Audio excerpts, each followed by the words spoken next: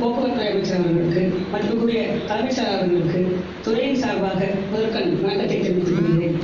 தொழிலாளர் மற்றும் வேலைவாய்ப்புத்துறை சார்பில் தொழிலாளர்கள் ஒருங்கிணைந்த அலுவலர்களிடம் மற்றும் 7,86,00,000 ரூபாய் செலவில் கரூர் காதம்பாறை தருமபுரி விருப்பாட்சி ஒருங்கிணைந்த தொழிலாளர் கட்டிடங்கள் மற்றும் 2,96,00,000 ரூபாய் மதிப்பீட்டில் கட்டப்பட்டுள்ள விழுப்புரம் மற்றும் காஞ்சிபுரம் மாவட்ட வேலைவாய்ப்பு அலுவலக கட்டிடங்கள் தேர்ந்து வைப்பதற்காகவும்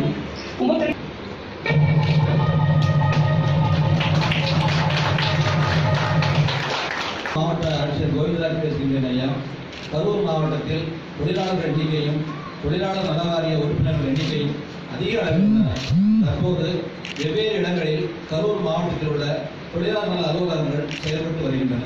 இந்நிலையில் மறைந்த மாண்புமிகு தமிழ்நாடு முதலமைச்சர் அம்மா அவர்கள் சட்டப்பேரவையில் விதி எண் 110 கீழ் கரூர் மாவட்டத்திற்கு ரூபாய் 1,95,00,000 மதிப்பீட்டில் சமூக பாதுகாப்பு திட்ட தொழிலாளர் அலுவலகம், தொழிலாளர் ஆய்வாளர் அலுவலகம், தொழிலாளர் துணை ஆய்வாளர் அலுவலகம், முத்திரை ஆய்வாளர் அலுவலகம் மற்றும் இடையளவு சட்ட பரிசோதனை கூடம் ஆகியவை அடங்கிய ஒருங்கிணைந்த வளாகம் கட்ட ஆணையிட்டார்கள்.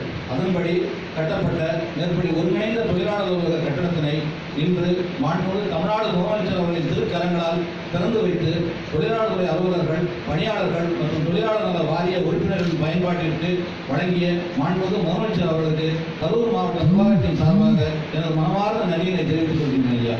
கரூர் மாவட்ட மக்களின் சார்பாக திருமதி உமாதேவி அவர்கள் மாண்புமிகு தமிழ்நாடு முதலமைச்சர் அவர்களின் மேலான அமைதியோடு நன்றி தெரிவிக்கிறார்கள். உறுப்பினராக இருக்கேன்.